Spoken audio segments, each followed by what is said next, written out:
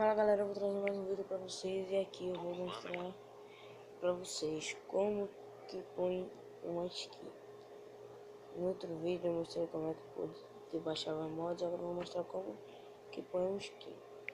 Vou procurar um local aqui, canal do velho, local aqui. Simples galera, é muito simples, é bem prático, é igual ao do mod. Você aperta em aplicar, importar.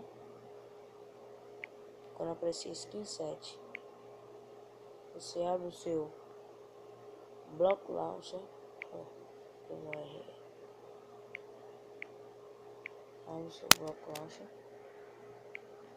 configurações, errei de novo, né? Só errei nessa merda.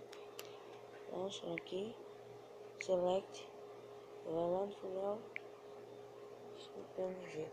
Eu não sei se vai vir a skin que eu baixei, né? Porque tava testando uns antes pra ter a certeza que ia pegar.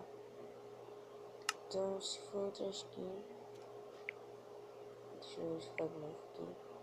Outra skin eu peço perdão.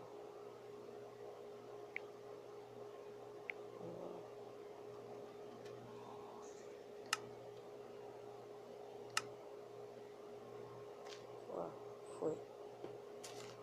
É muito simples, galera. No próximo vídeo eu vou trazer um vídeo de um mod aí pra vocês. Vou fazer as apresentações de mods, tutoriais nesse vídeo aqui.